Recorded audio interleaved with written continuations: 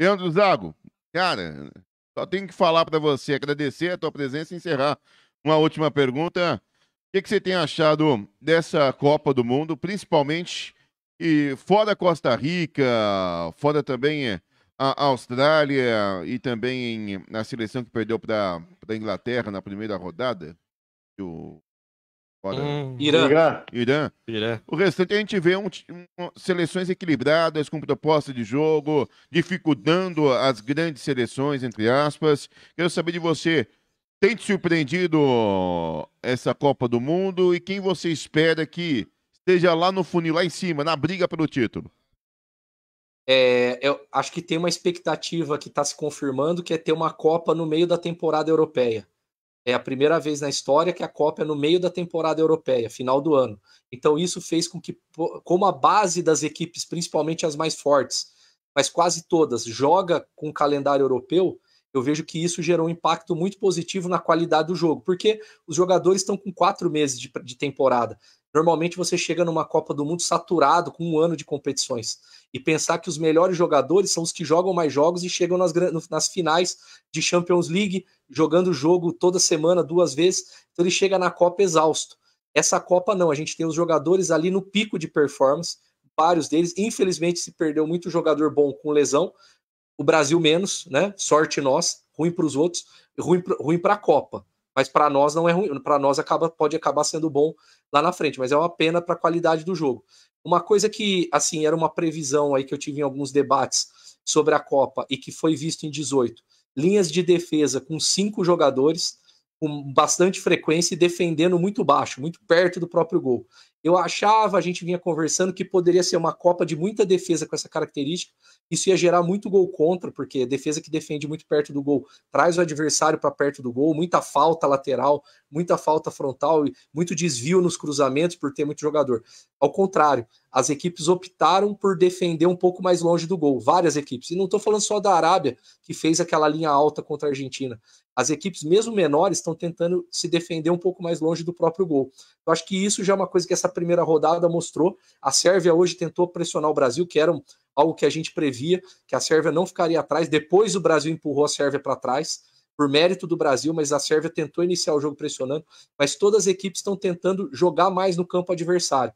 Acho que isso para o jogo é bem legal, bem mais emocionante e pode ser um efeito colateral já da regra do tiro de meta que mudou em 2019, que obrigou as equipes a saírem jogando mais, consequentemente os adversários a pressionar a saída.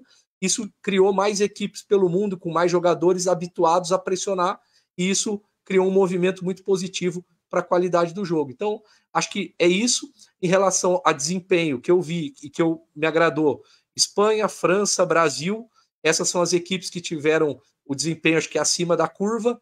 Depois a Holanda fez um bom jogo, a Inglaterra também fez um bom jogo, que pode aí estar num segundo nível. E a Alemanha não fez um jogo tão ruim, mas ela teve uma estabilidade e pagou o preço no final. E a Argentina, sim, para mim, uma decepção. Esperava um pouco mais da Argentina, pelo que ela vinha jogando, mas sabendo que também acho que tem alguns jogadores super valorizados na seleção argentina. Pelo amor de Deus, não estou falando do Messi. Esse sim é extra série. Mas tem alguns jogadores que não condiz a expectativa do que se tem sobre ele com o desempenho dele. Então, também é decepcionante, mas não era inesperado, porque ela vinha jogando bem. A gente esperava outra coisa, mas os jogadores podem apresentar isso sim. Ah, mas desculpa, eu como jornalista eu vou ter que perguntar, quem é esse jogador da Argentina?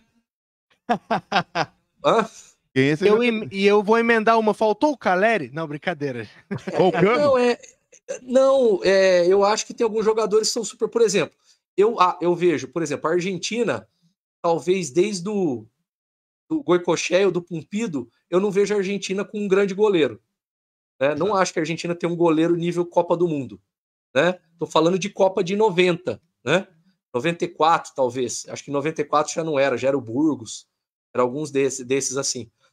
A linha de defesa da Argentina, por exemplo, o Rojo, Otamendi, eu acho que são bons zagueiros, mas não acho que são zagueiros do nível de uma equipe top mundial, entendeu? Eu acho que são bons zagueiros. Você pode ganhar a Copa com eles? Pode, porque a Copa é torneio. Depende de você estar bem naquele mês, de estar com o time encaixado. Mas eu não acho absurdo o Otamendi falhar, porque eu acompanhava ele no City, acompanhava ele no Galo, era bom zagueiro, mas era um cara que tinha uma frequência de falha grande.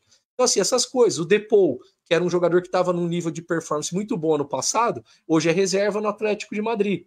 Então, assim, já falei de alguns jogadores ali que são da estrutura central. Os laterais argentinos, eu não vejo neles um desempenho assim para chamar atenção. Então, acho que tem bons jogadores, mas é isso. Eu acho que o cara extra série é o Messi, que esse talvez para minha geração, e para mim é o melhor que eu vi a carreira inteira, pensando em longevidade. E olha que assim, eu sou fãzaço de Romário, Ronaldo, Rivaldo, Ronaldinho Gaúcho, mas para mim o Messi, ele é o cara que eu vi mais desequilibrar jogo. Já com 35 anos é diferente. Então acho que é isso. Da Argentina, a expectativa poderia acontecer o que aconteceu.